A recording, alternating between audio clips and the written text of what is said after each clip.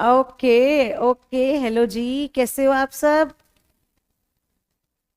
I will be waiting for you guys for a minute and then we will be starting the class. आ जाओ फटाफट से। Good morning मेरे बच्चे, a very good morning. Let's start the class बच्चे। Okay मेरे बच्चे, a very good morning. Hope you all are doing great at your home. घर में सब बढ़िया है, अंकल आंटी एकदम बढ़िया। So let's start today's class. Part 3 है आज कंपनीज एक्ट की रिवीजन सीरीज का। एंड कल इस रिवीजन सीरीज को हम फाइनली खत्म करेंगे, मतलब कंपनीज एक्ट को खत्म करेंगे, so that we can start with sales of goods act ahead. अब सुनना मेरे बच्चे बहुत ध्यान से मेरी बात। जो आज की क्लास होने वाली है वो बहुत ज्यादा इंपॉर्टेंट है, बिकॉज हम इसमें डॉक्ट्राइन भी शुरू करेंगे, एमओए और एओए की बात भी करेंगे। लास्ट क्लास तक समझो मेरी बात, लास्ट क्लास तक हमने डिस्कस किया था कि कितने तरीके की कंपनीज होती हैं, राइट। हमने बात की थी प्राइवेट कंपनी के बारे में, पब्लिक कंपनी के बारे में, एसोसिएट कंपनी के बारे में, होल्डिंग कंपनी के बारे में, सब्सिडरी कंपनी के बारे में, सेक्शन 8 कंपनी के बारे में, ओपीसी के बारे में, राइट। इन सब कंपनीज के बारे में मेरे बच्चे हम लोगों ने बात की थी। आज we will be moving ahead and covering some different topics, ठीक है। अब सुनना मेरी बात बहुत ध्यान से। Let me open the workbook first. हाँ जी, आइए। ये अब सुनना मेरी बात बहुत ध्यान से। अब क्या होता है, जब भी कंपनी बनती है ना, जब भी कंपनी को बनाना होता है, तो हमें इतना पता है कि अगर वो कंपनी पब्लिक कंपनी को बनाना होता है हमें, तो कम से कम 7 मेंबर्स चाहिए at least, right. At least 7 चाहिए। और अगर हमें कंपनी मेरे बच्चे प्राइवेट बनानी है तो हमें एटलीस्ट 2 मेंबर्स चाहिए, राइट। एटलीस्ट कितने मेंबर्स चाहिए? 2 मेंबर्स। अब मैंने 2 लोगों को इकट्ठा किया अगर प्राइवेट बनानी है, 7 लोगों को इकट्ठा किया अगर पब्लिक बनानी है। अब मैं रजिस्ट्रेशन करवाने किसके पास जाती हूँ? क्या कोई बच्चा मुझे बता सकता है? कंपनी को रजिस्टर करवाने, कंपनी को इनकॉर्पोरेट कराने मैं किसके पास जाती हूँ? मैं जाती हूँ मेरे बच्चे रजिस्ट्रार के पास। मैं किसके पास जाती हूँ? रजिस्ट्रार के पास, या फिर जिसे हम आरओसी भी बोलते हैं। जिसे हम क्या बोलते हैं? आरओसी। आरओसी मतलब रजिस्ट्रार ऑफ कंपनीज। अब सुनना मेरी बात ध्यान से। मैं आरओसी के पास गई रजिस्ट्रेशन कराने। अब लॉ मेरे को कहता है शिवानी सुन, तू अपनी कंपनी रजिस्टर करवाने जा रही है, साथ में ना 2 डॉक्यूमेंट्स लेती जाइयो अपनी कंपनी के, जो तू आरओसी के पास फाइल करेगी। कितने डॉक्यूमेंट्स? 2 डॉक्यूमेंट्स। पहला डॉक्यूमेंट होता है एमओए, जिसे हम बोलते हैं मेमोरेंडम ऑफ एसोसिएशन। क्या बोलते हैं? Memorandum of association. दूसरा है एओए। वो क्या होता है? Article of association. वो क्या है? Article of association. बात समझ पा रहे हो मेरी? पहला क्या है? MOA, memorandum of association. दूसरा क्या है? AOA, article of association. बहुत ध्यान से मेरी बात समझना। लॉ ये बात कहता है कि जब कंपनी तो आरओसी के पास रजिस्टर होने जा रही है, तो ये जो डॉक्यूमेंट्स है ये तो याद से ले जाइयो। क्लियर है? अब ये डॉक्यूमेंट्स मैंने दोनों जाके किसको दे दिए? आरओसी को। किसको दे दिए? आरओसी को। अब मैम ये एमओए और एओए होता क्या है? एक बहुत ही बेसिक चीज बता रही हूँ, उसके बाद हम इसे डिटेल में पढ़ेंगे। एमओए का मतलब होता है जिसमें सारी कंपनी की बेसिक डिटेल्स होती हैं। जिसमें सारी कंपनी की क्या होती है? Basic detail. नाम, पता, क्या करेगी, कितनी लायबिलिटी है, ये सब चीजें होती हैं, उसे बोलते हैं मेमोरेंडम। और जिसमें कंपनी के रूल्स एंड रेगुलेशंस होते हैं उसे क्या बोलते हैं बच्चे? आर्टिकल्स। क्या बोलते हैं? आर्टिकल्स। क्या यहां तक हम सब साथ हैं? बिल्कुल। अब सुनना ध्यान से। हम लोगों ने बात की थी कि on the basis of liability 3 तरीके की कंपनी होती है। ऑन बेसिस ऑफ लाइबिलिटी कितने तरीके की कंपनी होती है? 3। पहला लिमिटेड बाय शेयर्स। याद करो, याद आ रहा है? ओए इधर सही से बैठ जाओ, मैं बता रही हूं तुम्हें एकदम सही से। पहला है लिमिटेड बाय शेयर्स, दूसरा है लिमिटेड बाय गारंटी, और तीसरा अनलिमिटेड कंपनी।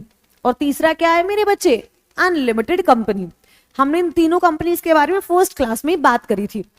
अब लिमिटेड बाय शेयर्स की जब हमने बात की थी, हमने बोला था जितने की वैल्यू है शेयर की उतने का आपकी लायबिलिटी होती है। अब लॉ मेकर कहता है शेयर है क्या और कितने तरीके के शेयर्स हैं। अब सुनना ध्यान से। शेयर का मतलब क्या होता है? शेयर का मतलब होता है एक कंपनी में जब आप अपना हिस्सा खरीदते हो उसे बोला जाता है कि आपने कंपनी में शेयर खरीदा।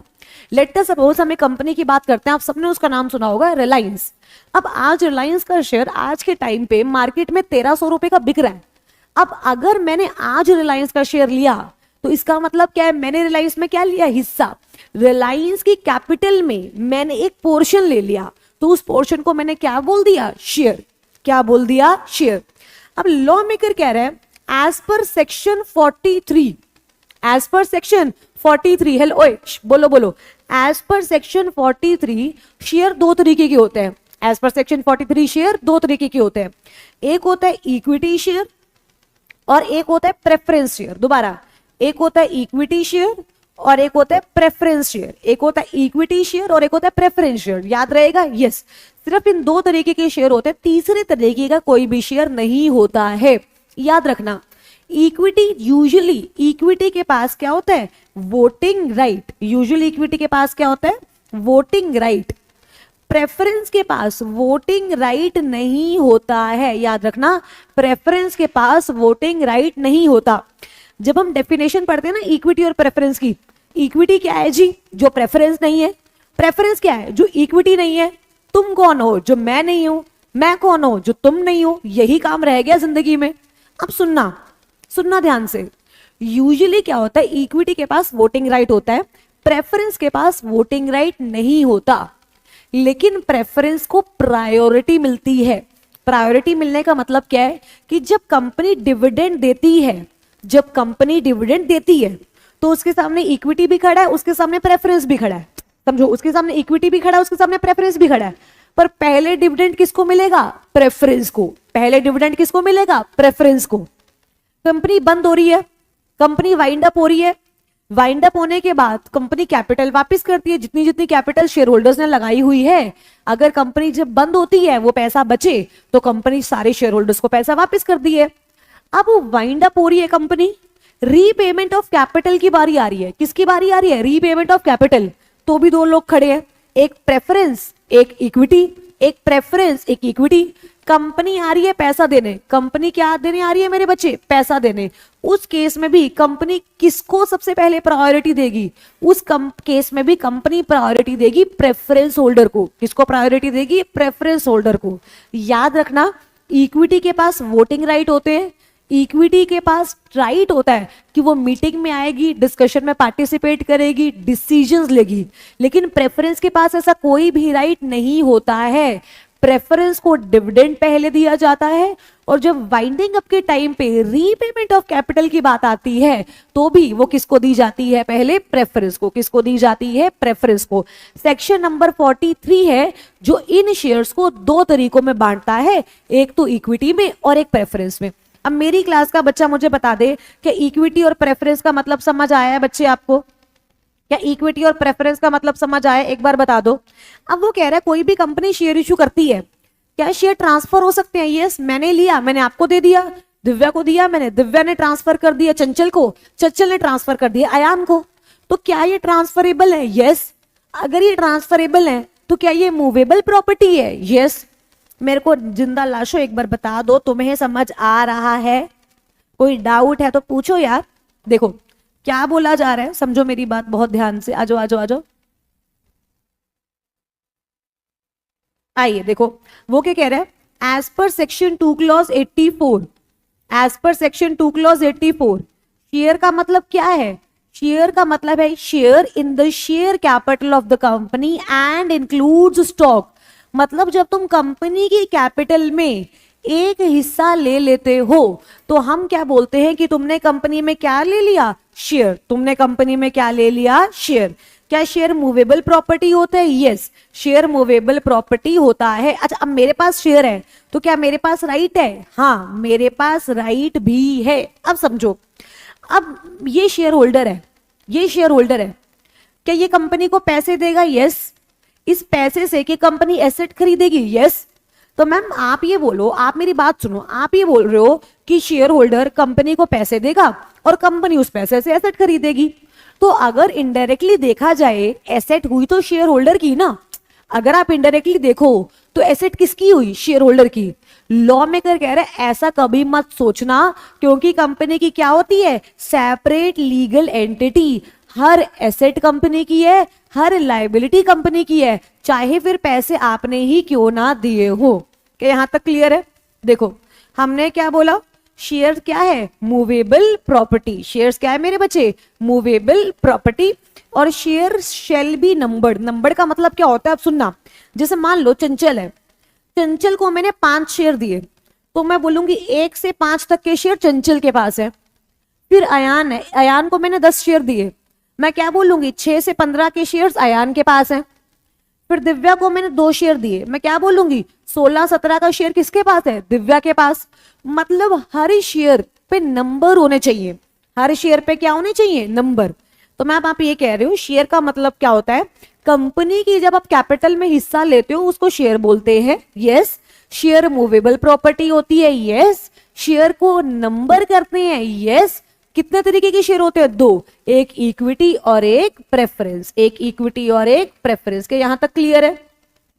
यहां तक क्लियर है? अब सुनना मैम, एक बात बताओ, यहां पे आपने बोला एक इक्विटी शेयर होता है और एक प्रेफरेंस शेयर होता है। बिल्कुल। प्रेफरेंस की आपने बात करी कि प्रेफरेंस को डिविडेंड पहले मिलता है। प्रेफरेंस को क्या पहले मिलता है? डिविडेंड पहले मिलता है। और जब रीपेमेंट ऑफ कैपिटल की बात आती है, हेलो ओए सुनो ना, सुनो ना, सुन लो ना।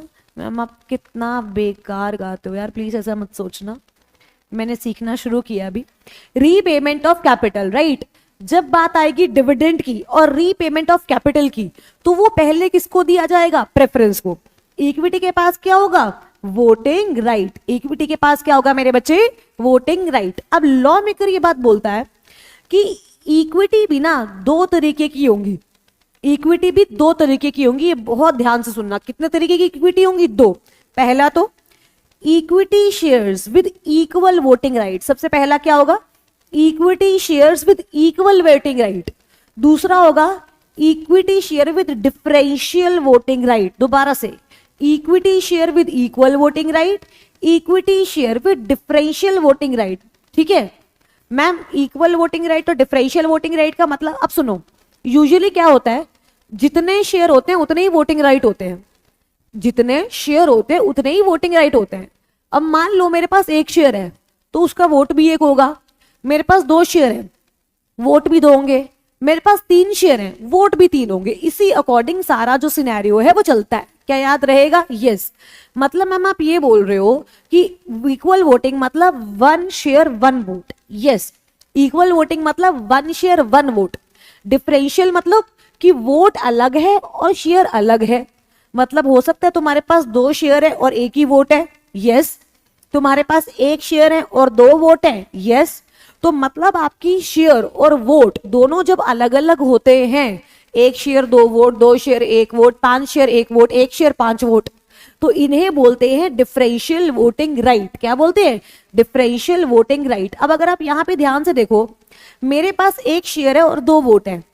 1 शेयर है और 2 वोट है, मतलब क्या शेयर से ज्यादा वोट है? यस। तो इसे बोलते हैं सुपीरियर वोटिंग राइट। क्या बोलते हैं? सुपीरियर वोटिंग राइट, कि मेरे पास ज्यादा वोटिंग राइट है। अगर ऊपर देखो, क्या 2 शेयर है लेकिन क्या 1 ही वोट है? यस। कम वोट है? यस। इसे बोलते हैं इंफीरियर वोटिंग राइट। इसे क्या बोलते हैं? Inferior voting right. बताओ क्या समझ आया या नहीं आया? मुझे एक बात बताओ, क्या इक्विटी क्या होता है, प्रेफरेंस क्या होता है, equity share with equal voting right, equity share with differential voting right? बताइए मेरे बच्चे, is this clear to you all? Is this clear to you all? एक बार प्लीज बता दो। आई होप आपको समझ आ गया होगा। नहीं आया तो पूछ लो, मैं दोबारा बता दूंगी।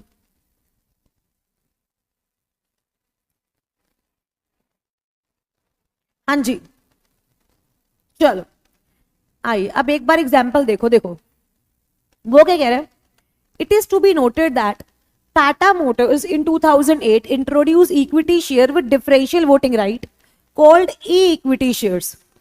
In this issue, every 10 equity share carried only 1 voting right. देखो क्या लिखा हुआ है, हर इक्विटी शेयर पे अगर आप 10 इक्विटी शेयर लेते हो तो आपके पास कितने वोटिंग राइट आएंगे? 1। किसे समझा दूं आरती, एक बार बात बोलो दोबारा रजे, किसको? इसको इक्विटी शेयर वाले को देखो, लॉ मेकर कह रहा है इक्विटी शेयर दो तरीके के होंगे, इक्विटी शेयर दो तरीके के होंगे, एक इक्वल वोटिंग राइट और एक डिफरेंशियल वोटिंग राइट, एक इक्वल वोटिंग राइट और एक differential voting right. Equal voting right का मतलब क्या है, जितने शेयर उतने वोट। इक्वल का मतलब क्या है, जितने शेयर उतने वोट। मतलब अगर मेरे पास 2 शेयर है तो 2 वोट है, 3 शेयर है तो 3 वोट है, 5 शेयर है तो 5 वोट है, ठीक है। डिफरेंशियल वोटिंग राइट का मतलब क्या है कि हो सकता है मेरे पास 5 शेयर है लेकिन एक ही वोट है, हो सकता है मेरे पास 1 शेयर है लेकिन 5 ही वोट है। अब मेरे पास 2 शेयर है लेकिन वो 2 शेयर सिर्फ 1 वोट कैरी करते हैं, तो ये इंफीरियर वोटिंग राइट हो गए। अब मेरे पास 1 शेयर है लेकिन उस 1 शेयर पे 2 वोट है, तो ये सुपीरियर वोटिंग राइट हो गया। समझ पा रहे हो मेरे बच्चे? क्या क्लियर है? पक्का पक्का? आगे चले, अब सुनना मेरी बात। अब लॉ मेकर कह रहा है जब भी कंपनी शुरू होती है, मान लो कंपनी है लिमिटेड बाय शेयर्स, कंपनी कौन सी है? Limited by shares. अब उसको कैपिटल कैसे मिलेगी? उसको कैपिटल तो शेयर इशू करके ही मिलेगी ना। मान लो एग्जांपल लेते हैं, ये कंपनी है गोलमो, इंडिया के नंबर 1 कंपनी गोलमो, गोलगप्पे प्लस मोमोज बेचते हैं हम। आरती, आई होप अब आपको समझ आ गया हो मेरे बच्चे, गोलगप्पे और मोमोज बेचते हैं हम, ठीक है, गोलमो लिमिटेड करके हमारी काम है। अब मेरे को 10 लाख रुपए चाहिए। अब 10 लाख रुपए चाहिए मतलब बिजनेस को बढ़ाने के लिए 10 लाख रुपए चाहिए, बिजनेस को चलाने के लिए 10 लाख रुपए चाहिए। अब मैंने इस 10 लाख के शेयर इशू कर दिए, मैंने इस 10 लाख के शेयर क्या कर दिए? इशू। तो मेरे लिए ये 10 लाख क्या हो गई? कैपिटल। मेरे लिए 10 लाख क्या होगी? कैपिटल। अब इसको कैपिटल में क्लासिफाई किया हुआ है। कैपिटल में क्या किया हुआ है? क्लासिफाई। अब सुनना मेरी बात ध्यान से। हमने बोला कि हे कंपनी, हे कंपनी, इधर आओ, इधर आओ, इधर इधर, बहुत ध्यान से देखो। लॉ मेकर कहता है तुम आरओसी के पास जा रहे हो, तुम मेमोरेंडम भी फाइल करोगे और आर्टिकल्स भी फाइल करोगे, यस और नो? मेमोरेंडम में ना एक क्लॉज होता है जिसे बोला जाता है लायबिलिटी क्लॉज। जिसे क्या बोला जाता है? लायबिलिटी क्लॉज, जिसमें हम ये बोलते हैं कि हमारी कंपनी की लायबिलिटी जो है वो लिमिटेड बाय शेयर्स है, लिमिटेड बाय गारंटी है। क्या है एग्जैक्टली वो क्या है? अब मेरी कंपनी की अगर मान लो लायबिलिटी लिमिटेड बाय शेयर है तो यहां पे शेयर्स आ जाएगा, लिमिटेड बाय शेयर। और एक और होता है कैपिटल क्लॉज। क्या होता है? Capital clause. कैपिटल क्लॉज का मतलब क्या होता है समझो बहुत ध्यान से।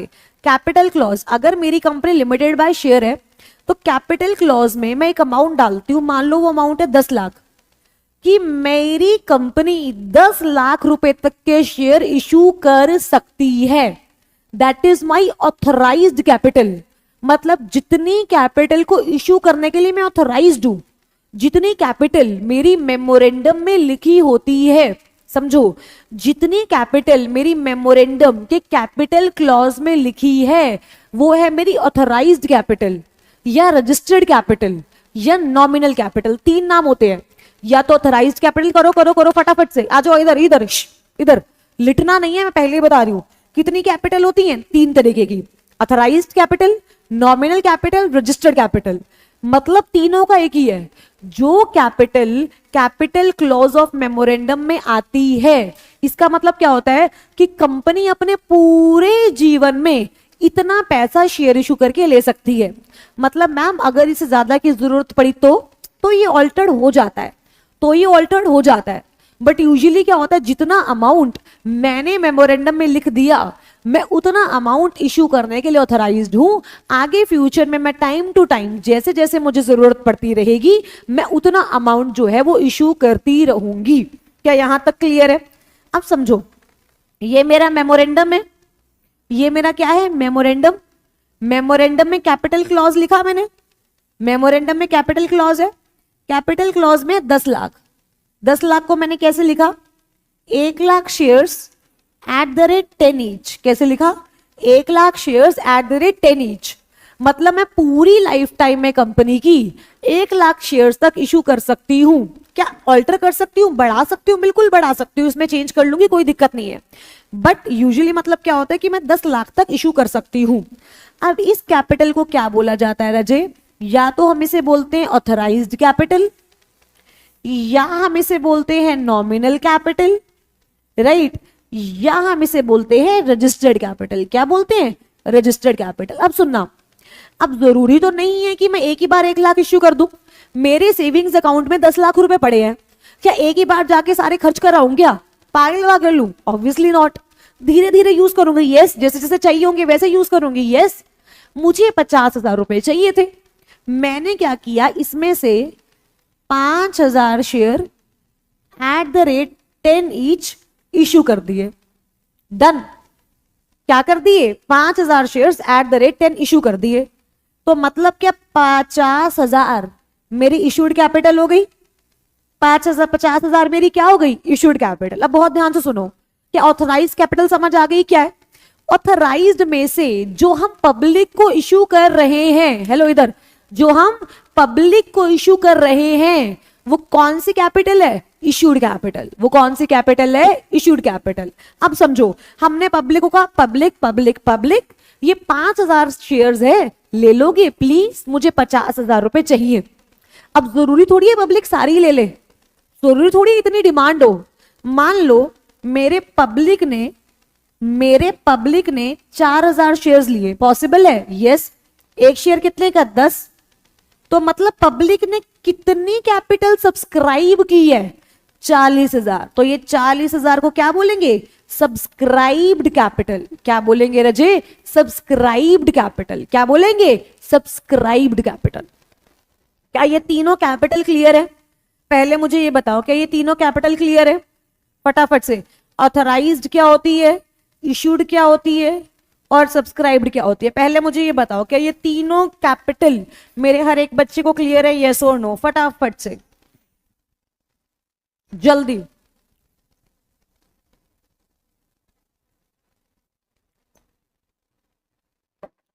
हाँ जी, हाँ ना, कुछ बोलना होता है, नहीं बोलना होता? तुम्हें बताना जरा मुझे एक बार। हाथ नहीं चल रहे तुम्हारे टाइपिंग में। अब समझो क्या हुआ। अब क्या हुआ, मान लो 4,000 शेयर्स पब्लिक ने ले लिए थे। डन। एक शेयर कितने का था? 10 रुपए का। एक शेयर कितने का? 10 का। मैंने 10 के 10 एक साथ नहीं मंगवाए। सुनना, मैंने 10 के 10 एक साथ नहीं मंगाए।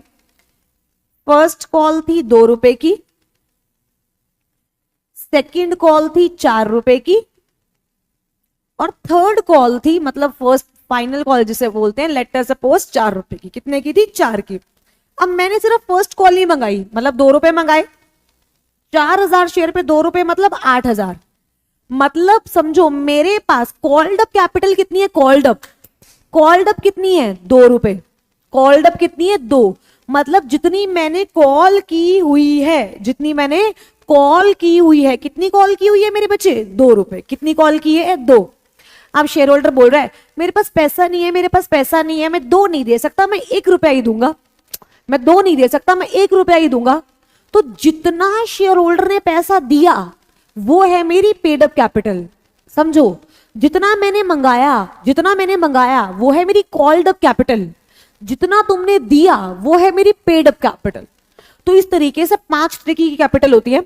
नॉमिनल कैपिटल जो एमओए में प्रिस्क्राइब्ड है, जिसे हम ऑथराइज्ड कैपिटल या रजिस्टर्ड कैपिटल भी बोल सकते हैं।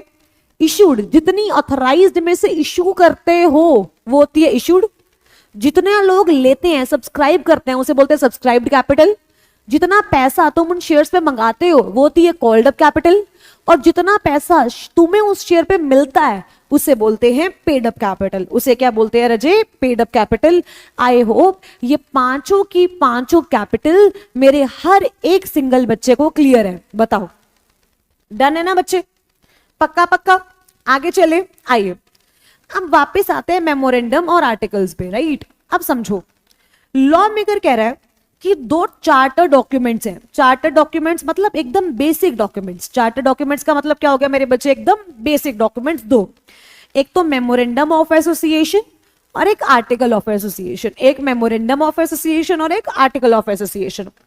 वो कह रहा है memorandum of association is the first step in the formation of the company. क्योंकि कंपनी बिना एमओए और एओए के बन ही नहीं सकती है। एमओए बड़ा है या एओए? एमओए, क्योंकि एमओए में सारी बेसिक डिटेल होती है। एओए भी एमओए के बाहर नहीं जा सकता, इस बात का ध्यान रख। आइए सुनना मेरी बात, बिना एमओए के एओए भी नहीं बन सकता है। एओए में कुछ भी ऐसा नहीं आ सकता जो एमओए के अगेंस्ट हो। जो किसके अगेंस्ट हो? एमओए के। तो 2 क्लॉज 56 सेक्शन याद रखने हैं, बिल्कुल याद रखने हैं मेरे बच्चे, बिल्कुल याद रखने हैं। सेक्शन 2 क्लॉज 56 क्या बोलते हैं? सुनना मेरी बात ध्यान से।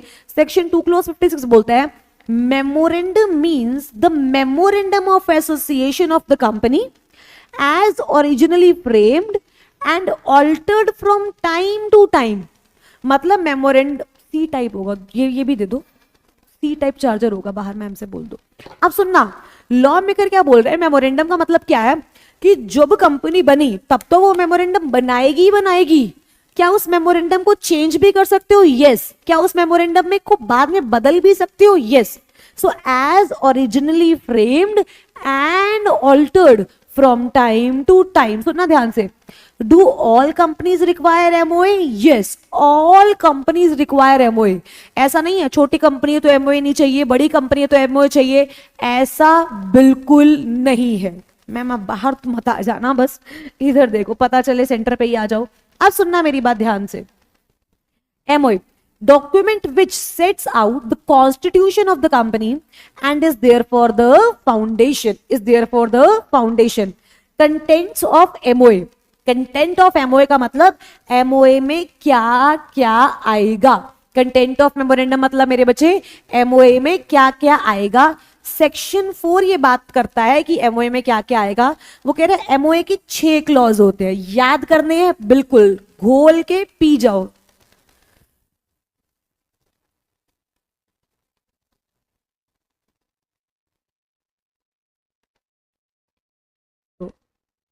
अब इधर देखो बच्चे ध्यान से, कंटेंट ऑफ एमओए कह रहा 6 क्लॉज हैं। कितने क्लॉज हैं? 6। पानी ले आओ, घोल के पी जाओ, पर इसको याद करना है 6 के 6 क्लॉज को, और लाइन वाइज याद करना है, लाइन वाइज। देखो सबसे पहले नेम क्लॉज, कि आपकी कंपनी का नाम क्या है। जैसे गोलमो है, अब मेरी कंपनी अगर प्राइवेट है तो नाम क्या होगा? गोलमो प्राइवेट लिमिटेड। मेरी कंपनी अगर पब्लिक है तो नाम क्या होगा? गोलमो लिमिटेड। कंपनी का नाम, कंपनी का सिचुएशन क्लॉज मतलब उसका रजिस्टर्ड एड्रेस, कि कंपनी बनी कहाँ है, कंपनी इनकॉर्पोरेट कहाँ हुई है। अब ऐसा नहीं बताना है भाई कालका जी इतने फ्लोर पे नियर वीर जी चाप, ऐसे ड्रामेबाजी नहीं करनी है। सिर्फ और सिर्फ स्टेट बताना है। क्या बताना है? स्टेट। जैसे दिल्ली, हरियाणा, पंजाब, सिर्फ स्टेट। उसके बाद ऑब्जेक्ट क्लॉज। ऑब्जेक्ट क्लॉज सबसे ज्यादा इंपॉर्टेंट क्लॉज होता है किसी भी कंपनी के मेमोरेंडम में। किसी भी कंपनी के मेमोरेंडम में ऑब्जेक्ट क्लॉज सबसे सबसे सबसे सबसे ज्यादा इंपॉर्टेंट होता है, क्योंकि इसी में ही लिखा होता है कि कंपनी क्या कर सकती है और कंपनी क्या नहीं कर सकती। मान लो ये लिखा हुआ है मेरे ऑब्जेक्ट में कि मैं गोलगप्पे और मोमोज बना सकती हूँ, गोलगप्पे और मोमोज। अब गोलगप्पे के साथ साथ मैं भेलपूरी भी बना सकती हूँ। अब उसके साथ मान लो दही वाले गोलगप्पे भी बना सकती हूँ, सेव पूरी भी बना सकती हूँ। मोमोज में मैं फ्राइड मोमोज भी बना सकती हूँ, मुंह में पानी आ रहा है प्लीज, राइट। कुरकुरे मोमोज भी बना सकती हूँ, अफगानी मोमोज भी बना सकती हूँ, राइट। लेकिन क्या, सुनना, क्या मैं दाल मखनी बना सकती हूँ? नहीं। मतलब जो चीज मेरे ऑब्जेक्ट में नहीं है मैं वो नहीं कर सकती ना, ये और नो। जो चीज मेरे ऑब्जेक्ट में नहीं है मैं वो नहीं कर सकती। Object clause. चौथा लाइबिलिटी क्लॉज, कि आपकी कंपनी लिमिटेड बाय शेयर है, लिमिटेड बाय गारंटी है या अनलिमिटेड कंपनी है। कैपिटल क्लॉज, याद अभी बताया था लिमिटेड बाय शेयर है तो कितनी कैपिटल होगी। सब्सक्रिप्शन क्लॉज, कि सब्सक्राइबर कितने हैं। सब्सक्राइबर मतलब कितने लोग हैं इनिशियली जो आपकी कंपनी बना रहे हैं। तो कितने क्लॉज हो गए? 6। अच्छा देखिए कोई निमोनिक बनता है, NSOLCS,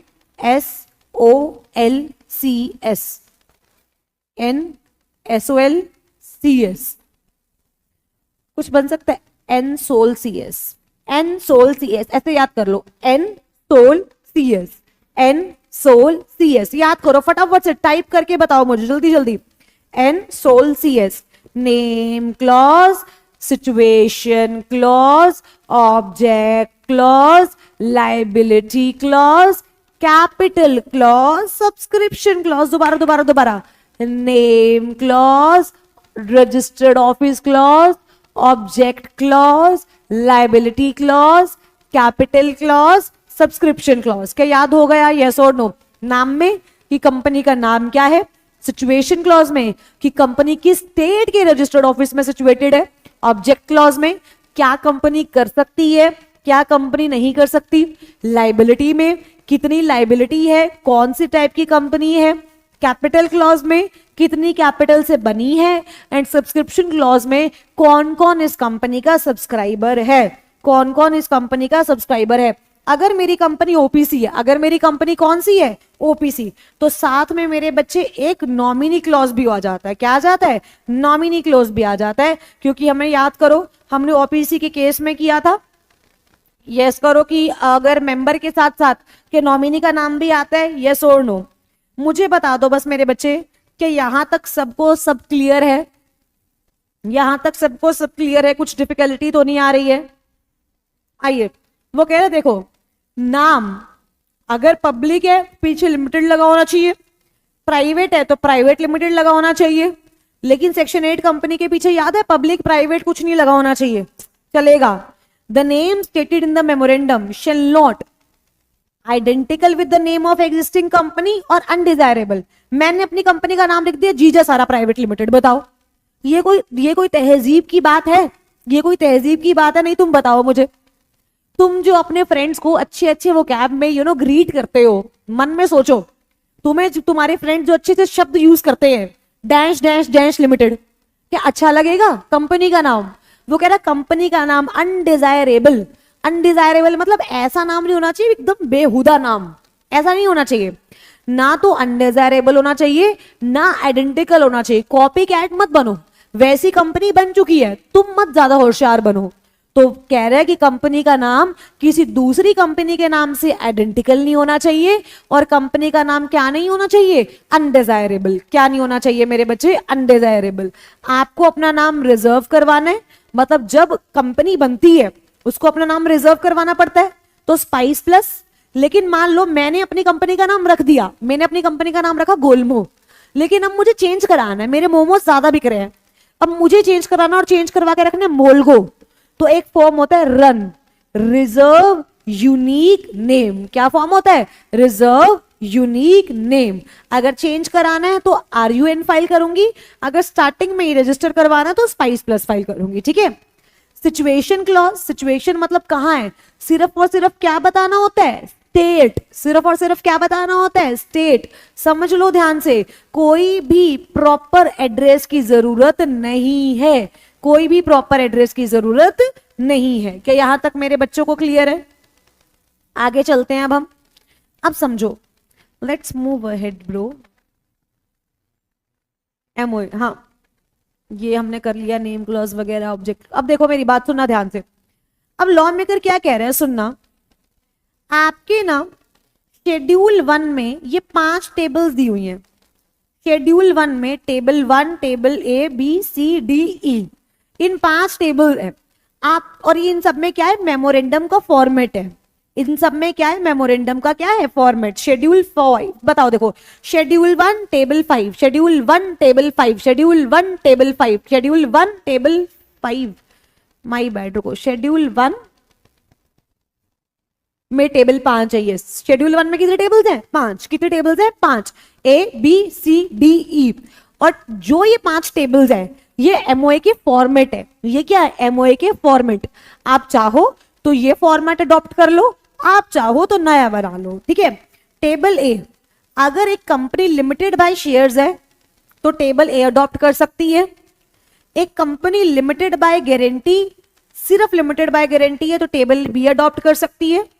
a company limited by guarantee and having a share capital, table C adopt कर सकती है।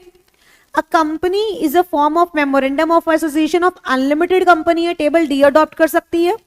Unlimited company having a share capital, table E adopt कर सकती है। समझो 5 टेबल्स की लिस्ट है। कितने टेबल्स की लिस्ट है? 5। और ये कौन से शेड्यूल में है? फटाफट से, शेड्यूल 5। कौन से शेड्यूल में है? शेड्यूल 5। तो मैंने ये बोला, सुनना मेरी बात ध्यान से, शेड्यूल 5 में 5 टेबल्स है, A BCDE।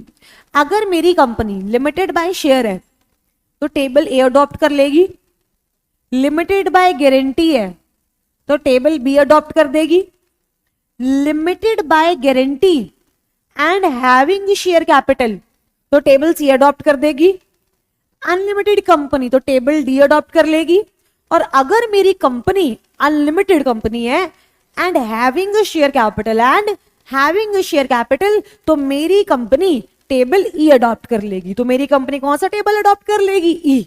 मुझे बताओ क्या यहां तक क्लियर है? क्या यहां तक सबको क्लियर है? आगे चले। वो कह रहा है सुनना, मेमोरेंडम तुम बनाओ, हमें कोई दिक्कत नहीं है, तुम मेमोरेंडम बनाओ, लेकिन तुम मेमोरेंडम में ऐसा, हाँ जी शेड्यूल 1 में, रजिस्टर चंचल शेड्यूल 1 में, लेकिन तुम मेमोरेंडम में ऐसा कुछ नहीं लिख सकते जो कंपनीज एक्ट के अगेंस्ट हो। अगर तुमने मेमोरेंडम में ऐसा कुछ भी लिखा जो कंपनीज एक्ट के अगेंस्ट है तो वो क्या होगा? वॉइड। तो क्या होगा? Void. I hope this is clear. अब सुनना, एक बहुत ही बेहतरीन डॉक्ट्राइन आती है, that is doctrine of ultra vires. बच्चे से वायरस बोलते हैं, वायरस तुम हो, डॉक्ट्राइन नहीं। अरे मैम यार ऐसे क्यों बोल रहे हो यार, चलो आओ। वायरस नहीं है, वायर्स है, wires, doctrine of ultra vires, right. Ultra का मतलब होता है बियॉन्ड और वायर्स का मतलब होता है पावर। अल्ट्रा का मतलब क्या होता है? बियॉन्ड, और वाइड्स का मतलब क्या होता है? पावर। तो वो कह रहा है कि अगर कंपनी कोई काम ऐसा करती है जो उसकी औकात से बाहर है, उसे बोलते हैं अल्ट्रा वायरस। अब जैसे क्या हुआ, कोई लड़का है, वो रास्ते से जा रहा था, भेलपूरी खा रहा था, उसको एक लड़की दिखी, उसने देखो कहा यार सुंदर तो बहुत है पर मेरी लीग से बाहर है।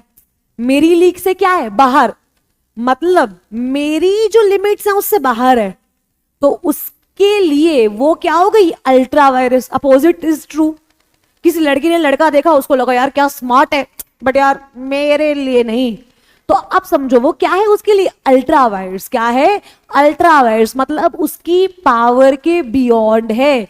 एक बात याद रखना, अगर कंपनी कुछ भी ऐसा करती है जो उसकी पावर के बियॉन्ड हो तो कंपनी कभी भी लायबल नहीं होती है। जैसे सुनना, अब मेरा बिजनेस है गोलमो का, गोलगप्पे प्लस मोमोज, गोलगप्पे प्लस मोमोज। अब क्या हुआ समझो, मैं गोलगप्पे भी बेचती हूँ, मैं मोमोज भी बेचती हूँ। तुम मेरे पास आए, मैंने अभी अभी ना चाप बेचना शुरू किया है। क्या बेचना शुरू किया है? चाप, यू नो चाप। तुम मेरे पास आए, तुमने कहा मैम 1 प्लेट तंदूरी चाप लगा दो, मैंने लगा दी। जब तुमने चाप खाई, तुमने देखा ये तो रबड़ है। तुमने क्या देखा? ये तो रबड़ है, वो जो जिससे याद है इरेजर होती है। तुमने कहा ये तो इरेजर है। तुमने कहा तुम तो मार देती मुझे, मैं अभी तुम पे केस करता हूं। मैंने कहा निकल निकल, तुम मेरे पे केस ही नहीं कर सकते, समझो। या फिर तुम्हें चाप बड़ी अच्छी लगी लेकिन तुमने मुझे पैसे देने से मना कर दिया, तुमने पैसे नहीं दिए। तुमने कहा अरे मैम यार गरीब है यार छोड़ दो। तो मैंने कहा रुक तुझ पे केस करती हूं। तुमने कहा करके दिखाओ। मतलब कि अगर मैं ऐसा कोई काम कर रही हूं which is beyond my power, which is what? Beyond my power, तो ना तो मुझ पे केस कर सकते हो ना मैं तुम पे केस कर सकती हूँ। इस बात को याद रखना। हर अल्ट्रा वायर्स एक्ट क्या होगा? वॉइड। हर अल्ट्रा वायर्स एक्ट क्या होगा? वॉइड। क्या यहां तक याद रहेगा? यहां तक याद रहेगा? एक बात मुझे बताओ फटाफट से। अब क्या हुआ समझो ध्यान से। मैंने ना ये मान लो ये है नोबिता, डन, और ये है हमारा जियान। जियान, अब ये कौन है? जियान। अब नोबिता ने जियान से लोन लिया था। नोबिता ने जियान से क्या लिया था? Loan, done. तो अब नोबिता की कंपनी थी, समझो नोबिता की कंपनी थी, और नोबिता की कंपनी थी गोलगप्पे लिमिटेड। कौन सी थी? गोलगप्पे लिमिटेड। अब बहुत ध्यान से सुनना, नोबिता ने जियान से क्या लिया था? लोन। अब जियान का तो तुम्हें पता ही है। अब क्या हुआ, नोबिता भागा भागा मेरे पास आया और मुझे बोलता यार मैम लोन दे दो। मैंने नोबिता को लोन दे दिया जो था अल्ट्रा वायरस। जो क्या था? Ultra vires. मुझे नहीं पता था लेकिन वो लोन अल्ट्रा वायरस था। वो लोन क्या था? Ultra vires. क्या अब नोबिता अगर मुझे लोन वापस ना करे, क्या मैं केस कर सकती हूं? नहीं, क्योंकि वो ट्रांजैक्शन क्या थी? Ultra vires. मैम फिर तो आपके पैसे चले गए। पर अभी सुनो, नोबिता ने जियान से 5 लाख रुपए लिए हुए थे और नोबिता ने मुझसे लिए 4 लाख। कितने लिए? 4 लाख। अब नोबिता ने मुझसे 4 लाख लिए ताकि वो जियान को वापस कर सके, वरना वो पिट पिट आ जाएगा। अब नोबिता ने जो मुझसे 4 लाख रुपए लिए वो क्या थे? Ultra vires. क्या थे? Ultra vires. क्या मैं वापस मांग सकती हूं? नहीं। लेकिन अगर अभी तक नोबिता ने वो पैसे यूज नहीं किए तो मैं इंजंक्शन का ऑर्डर लेके नोबिता को रोक सकती हूं कि नोबिता ये पैसे यूज मत करना। मतलब क्या है कि अगर कंपनी ने अल्ट्रा वायरस ट्रांजैक्शन करके पैसे लिए हैं और वो पैसे कंपनी ने अभी तक यूज नहीं किए, तो जो लेंडर है वो कंपनी को बोल सकता है, कंपनी रुक जा, मैं इंजंक्शन ऑर्डर लेकर आया हूं, तू ये पैसे यूज नहीं करेगी क्योंकि तू उस पैसे की रियल ऑनर नहीं है। समझ आया ना आया? देखो, अगर उसने यूज कर लिए, अब मेरी बात सुनो, अगर उसने यूज कर लिए तो तुम्हारे पैसे पानी में गए, छपाक। अगर उसने यूज कर लिए तो तुम्हारे पैसे पानी में गए, छपाक। लेकिन अगर सभी तक कंपनी ने पैसे यूज नहीं किए तो टेंशन मत लो, कोर्ट के पास जाओ, इंजंक्शन ऑर्डर लेकर आओ। इंजंक्शन का मतलब क्या हो रहा है कि उसे रोक दिया जाएगा कि भाई तो भी मत करना, ये अभी यूज मत करना पैसे। तो तुम वापिस नहीं ले सकते पर रुकवा सकते हो। बताओ इतनी बात किस किस को समझ आई? इतनी बात किस किस को समझ आई? ऐसा क्यों बोला जाता है? ऐसा इसलिए बोला जाता है, सुनना, ऐसा इसलिए बोला जाता है कि भाई देखो मेरी बात सुनो, कंपनी तुम जब आरओसी के पास रजिस्टर होने गई थी, क्या तुमने एमओए फाइल किया था? यस। क्या तुमने एओए फाइल किया था? यस। जब ये दोनों डॉक्यूमेंट्स आरओसी के पास जाते हैं तो ये दोनों डॉक्यूमेंट्स बन जाते हैं पब्लिक डॉक्यूमेंट्स। ये दोनों डॉक्यूमेंट्स कौन से बन जाते हैं? Public document. ध्यान से, जब एमओए और एओए ये दोनों डॉक्यूमेंट्स मेरे बच्चे आरओसी को आप रजिस्टर्ड करवाते हो आरओसी के पास जाके, तो ये दोनों डॉक्यूमेंट्स बन जाते हैं पब्लिक डॉक्यूमेंट्स। अब पब्लिक डॉक्यूमेंट्स का मतलब क्या होता है कि जो भी इंसान कंपनी के साथ कॉन्ट्रैक्ट करेगा उसको एओए और एमओए की नॉलेज है। अब तुम्हें नहीं है और कंपनी ने एमओए से जाके बाहर काम कर दिया तो रो बैठ के। अगर इतना ही था तो एमओए पढ़ के आते ना।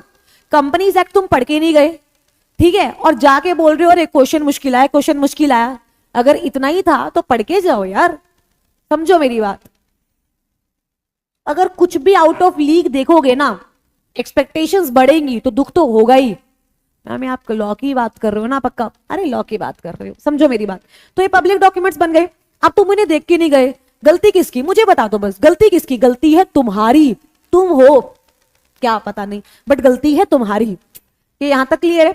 तो इसीलिए अगर अल्ट्रा वायरस ट्रांजैक्शन है वो क्या होगी मेरे बच्चे? वॉइड। वो क्या होगी? वॉइड।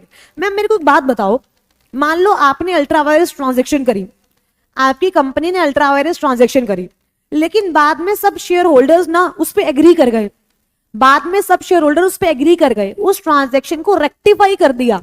उस ट्रांजैक्शन को क्या कर दिया? रेक्टिफाई। रेक्टिफाई का मतलब होता है रिटर्न कंसेंट दे दी बाद में। रेटिफाई का मतलब क्या होता है? बाद में क्या दी थी? Return consent. लॉ मेकर कह रहे तभी भी नहीं। अगर सारे शेयर होल्डर्स भी अग्री कर जाएंगे ना तो भी हम उसे नहीं मानेंगे कि वो कुछ है, हमेशा वो क्या रहेगी? वॉइड। क्या रहेगी? वॉइड। क्या यहां तक क्लियर है? एक बार बच्चों बता दो, are you guys with me यहां तक? फिर हम आगे चलेंगे। क्या यहां तक आप लोग मेरे साथ हैं? यहां तक आप लोग मेरे साथ हैं? अब देखो सुनना, सबसे ऊपर होता है कंपनीज एक्ट। सुनो, सबसे ऊपर होता है कंपनीज एक्ट, उसके बाद आता है मेमोरेंडम ऑफ एसोसिएशन, उसके बाद आता है आर्टिकल ऑफ एसोसिएशन, एंड उसके बाद आता है डायरेक्टर्स। उसके बाद क्या आता है? Directors. There is a hierarchy, right? मतलब आप एमओए एओए में ऐसा कुछ भी नहीं लिख सकते जो कंपनीज एक्ट के अंदर अगेंस्ट, कंपनीज एक्ट के अगेंस्ट हो बेसिकली। सबसे पहला आता है कंपनीज एक्ट, कलर क्यों चेंज नहीं हो रहा? कंपनीज एक्ट, फिर आता है एमओए, फिर आता है एओए, और फिर आते हैं डायरेक्टर्स। अगर आपने कुछ ऐसा किया, सुनना बहुत ध्यान से, आपने कुछ ऐसा किया which is against the companies act and MOA, it can not be ratified. याद रखना, it can not be ratified, इस बात को याद रखना, it can not be ratified. दोबारा बोल रही हूं, आप चाहे धरती फट जाए, आसमान नीचे आ जाए, भगवान विष्णु जी आके बोले, लेकिन अगर तुमने कोई ऐसा काम किया है जो कंपनीज एक्ट और एमओए के अगेंस्ट है, तो चुपचाप फिंगर ऑन योर लिप्स और यहां से दफा हो जाओ। वो एक्ट हमेशा हमेशा हमेशा वॉइड रहेगा और उस एक्ट को कोई भी रेटिफाई नहीं कर सकता है, याद रहेगा। लेकिन कोई एक्ट है which is ultra virus to MOA but intra virus to AOA, sorry ultra virus to AOA and intra virus to MOA। मतलब AOA के तो बाहर है पर MOA के अंदर है, क्योंकि अगर वो MOA के बाहर ही होगा तो void है ना, अगर वो MOA के बाहर है तो भी वो void है। Hello hello hello hello hello, हाँ देखो, अगर वो MOA के बाहर होगा तो भी वो void है, यस और नो। तो लॉ मेकर कह रहा है कोई ऐसा एक्ट जो एओए के तो बाहर है पर एमओए के अंदर है, तो उसको आप रेटिफाई कर सकते हो। आप आर्टिकल को अल्टर कर दो, वो रेटिफाई हो जाएगा।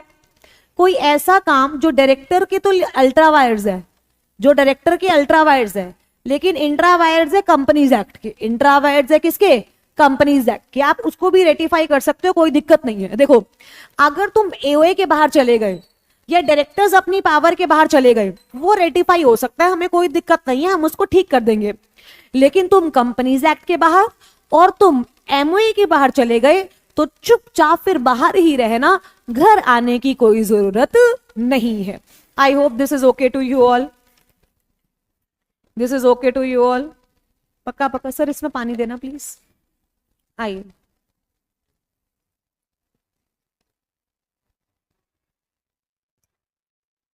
चले आगे। अब आइए देखिए एक बार, ये चार्ट शायद मैंने यहां पे भी बनाया है, देखिए। Acts which are ultra virus to the companies act, मतलब जो कंपनीज एक्ट के ही बाहर है, हो गया काम। चमचप क्या, झिमझिम टपाक क्या होता है, ढिम चपाक चिमचम, पता नहीं क्या होता है, जो भी होता है। Can not be ratified.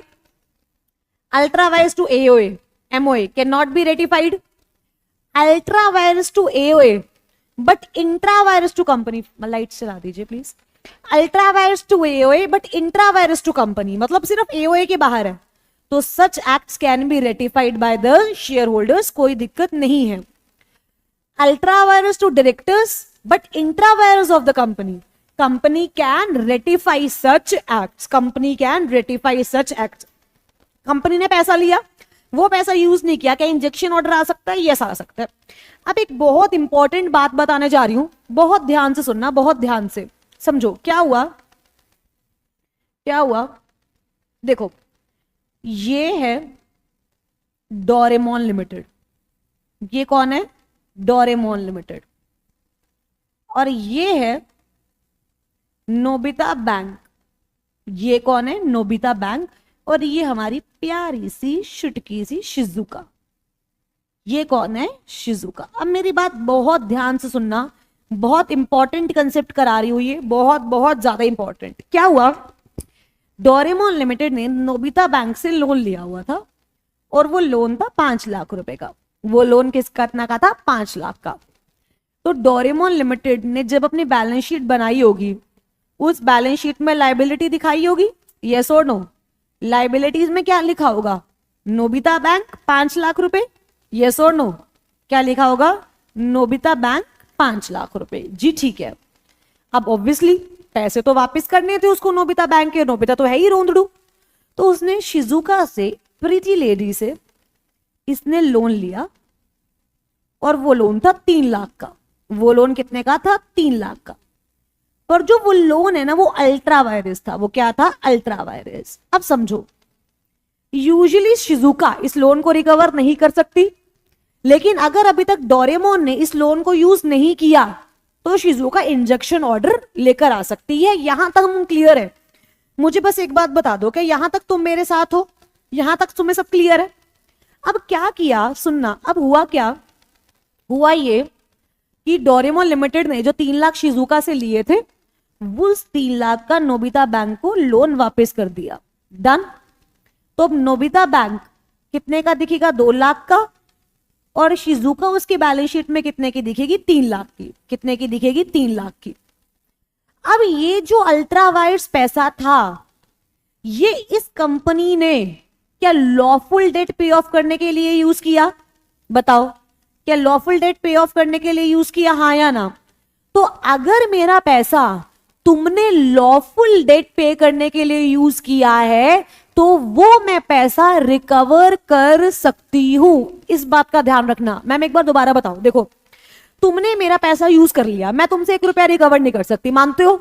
मानते हो? यस, क्योंकि वो ट्रांजैक्शन क्या होगी? Ultra vires. क्या होगी? Ultra vires. लेकिन समझो, तुमने मुझसे पैसा लिया और उस पैसे से लॉफुल डेट को पे आउट किया। उस पैसे से क्या किया? लॉफुल डेट को पे आउट किया। तो जब तुमने लॉफुल डेट को पे आउट किया, मुझे बस एक बात बता दो, जब तुमने किसको? लॉफुल डेट को पे आउट किया, इस केस में अगर मेरे पैसे का यूज लॉफुल डेट के लिए हुआ है तो मैं वो पैसा रिकवर कर सकती हूं। मैं वो पैसा क्या कर सकती हूं बच्चे? रिकवर कर सकती हूं। बताओ समझ आए या नहीं? बताओ जल्दी, समझ आए या नहीं? यस और नो, फटाफट से फटाफट से फटाफट से यस और नो। देखो एक लाइन है जो मैं तुम्हें पढ़वाती हूं, वो पढ़ना बहुत ज्यादा जरूरी है, बहुत ध्यान से देखो। मेरे को एक बात बताओ, ये जिंदा लाश हो, तुम्हें समझ ममझ आ रहा है कुछ के नहीं आ रहा? जल्दी जल्दी बताओ। देखो, if you have supplied goods or perform services on such a contract or lent money, you can not obtain the payment or recover the money lent. मतलब तुम वापिस नहीं ले सकते हो, तुम वापिस नहीं ले सकते हो। But if the money advance to the company has not expended, मतलब अभी तक अगर पैसा खर्च नहीं हुआ है, अगर अभी तक पैसा खर्च नहीं हुआ है, the lender may stop the company from parting with it. मतलब लेंडर कंपनी को बोल सकता है कि इसको अपने आप से दूर मत करना, इसको खर्च मत करना। किसका ऑर्डर लेके? इंजंक्शन का ऑर्डर लेके उसको रिकवा सकता है, क्योंकि कंपनी ने पैसा तो अल्ट्रावायरस तरीके से लिया है, तो कंपनी उस पैसे की ऑनर बनी ही नहीं है। Since the company does not become the owner of money, which is ultrawires the company, as the lender remains the owner, he can take back the property in specie। क्या clear है यहां तक? अब देखो, अब ये जो मैंने आपको ये लॉफुल डेट वाला एग्जांपल बताया ना, अभी ये देखो, इफ अल्ट्रावायरस लोन, आओ देखो, if ultra vires loan has been utilized in meeting the lawful debt of the company, then the lender steps into the shoes of the debtor payoff। अब समझो मेरी बात, समझो। अब ये जो लेंडर था यानी शिजुका, ये किसके शूज में आ जाएगी? नोबिता लिमिटेड के, नोबिता बैंक के। किसके शूज में आ जाएगी? नोबिता बैंक के। मतलब ये भी अपना पैसा वापिस ले सकती है, and consequently he would be entitled to recover his loan to the extent from the company। मैं मतलब एक बात बताओ, सुनो, मान लो हमने शिजुका से 4 लाख लिए थे, 2 लाख का तो हमने लोन पे कर दिया था और 2 लाख रुपए हमने ऐसे ही फालतू में लगा दिए थे। तो इसका मतलब शिजुका सिर्फ 2 लाख रुपए रिकवर कर सकती है। यस, वाह मेरे बच्चे वाह। शिजुका आप कितना रिकवर कर सकती है? सिर्फ 2 लाख रुपए। कितना कर सकती है? 2 लाख रुपए। क्या यहां तक क्लियर है? अब हर डॉक्ट्राइन का केस लॉ दिल पे छपा होना चाहिए, जैसा उसका नाम छपा हुआ है ना, जहां से रिप्लाई भी नहीं आ रहा है, वैसा ही। मैम यारा प्लीज ऐसे दिल पे चोट मत मारो, कंपनीज एक्ट पढ़ा दो अगर आपको पढ़ाना है तो। इधर देखो मेरे बच्चे ध्यान से, तो क्या कहने का मतलब है यहाँ पे कि जिस तरीके से, छोड़ो ज्यादा हो जाएगा, मतलब डॉक्ट्राइन जो है उसके केस लॉ याद होने चाहिए। और अल्ट्रावायर्स का क्या है? अल्ट्रावायर्स का क्या है? Ashbery railway carriage and iron company limited versus reach. मुझे फटाफट से कमेंट बॉक्स में लिख के बताना, चैट बॉक्स में जल्दी जल्दी लिख के बताओ, और जो बच्चे बाद में देखेंगे वो कमेंट बॉक्स में लिखेंगे। केस लॉ का नाम क्या है? Ashbery railway carriage and iron limited versus reach. मतलब एशबरी वर्सेस रीच भी कर दे तो चलेगा। देखो एशबरी रेलवे कैरेज तो लिख ही देना, एशबरी रेलवे कैरेज तक तो लिख ही देना, वर्सेस रीच कर लो। क्लियर है? ये केस लॉ हमने क्लास में बहुत अच्छे से डिस्कस किया था, बट मैं एक बार फिर बता देती हूँ वरना तुम रोने लग जाओगे। इसमें नहीं दे रखा मैंने, रुकना जरा एक बार, छोड़ो चलो, आइए सुनना, मैं आपको ऐसे बता देती हूँ। ये Ashbery railway carriage versus reach में क्या हुआ था, बहुत ध्यान से सुनना मेरे बच्चे। बेसिकली एक कंपनी थी एशबरी नाम की और एक कंस्ट्रक्टर था रीच नाम का, ठीक है, बहुत ध्यान से। एक कंपनी थी, आइए, एक कंपनी थी रजे एशबरी नाम की और एक कंस्ट्रक्टर था रीच नाम का। क्या यहां तक क्लियर है? अब एशबरी लिमिटेड को एक कॉन्ट्रैक्ट मिला।